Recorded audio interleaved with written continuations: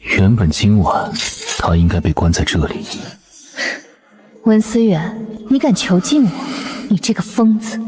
就是一条有点姿色的烂蛇，装什么清高？你有什么资格拒绝我？你的实验室，我能砸一次就能砸第二次。你花了那么多年做出来的研究成果，给你毁了，你能拿我怎么样？你不是实验室怪胎吗？寸步不离实验室吗？你不是视你的研究样本为命吗？你越不肯低头，我就越想看你失去多年心血后还能不能继续装清高。不过血气已经结下了，你再厌恶我，你也只有我这样一位妻主。你的研究，你的身体，一切的一切都得受我控制。文思远，你不是不愿意吗？那就恨我吧，反正以后你还是得乖乖求我施舍你。他没有伤害我，至少今晚的。结果完全不对，不应该是这样。我精心准备的计划打破了，为什么？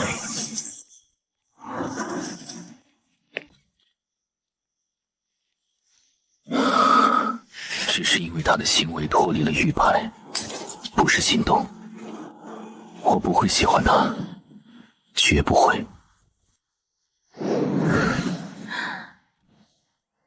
看了我这么久，想问什么？法庭上公布的损失金额是真的吗？看在帝国的面子上，我已经给你抹了个零。抹了一个零？嗯。所以现在还剩30亿星币。嗯。你就是把我卖了，也不值这么多钱呀。难得你对自己有这么清楚的认识。我说的是现在。以后就值30亿了？说不定呢。所以，你今天去职业大厅，是为了找工作还我钱？对，不是得赶紧弥补你的损失吗？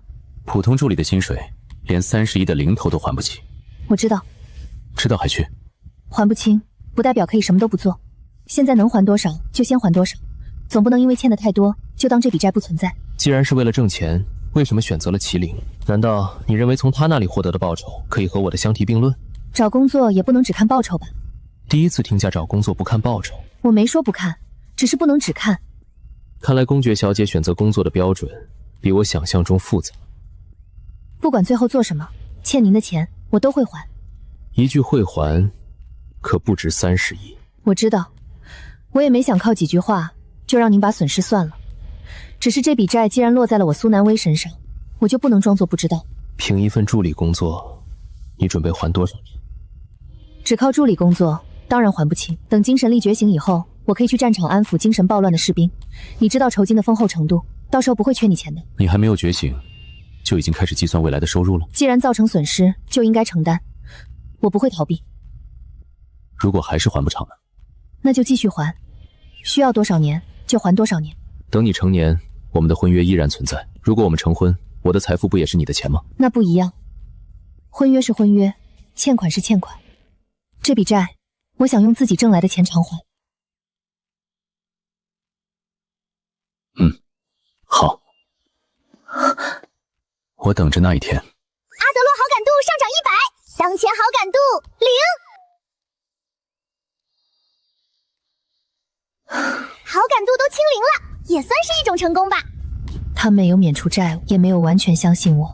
零不是结束，是他终于愿意重新认识现在的苏南威。没想到看起来最不好骗的阿德洛阁下，才几分钟的交谈就让他不厌我了。按道理说，商人应该最注重利益，钱还没开始还呢。人家是首富，根本就不在乎你这3瓜2枣。但不论怎么样，阿德洛这关算是暂时过去了。阿德洛阁下，就在这停下吧。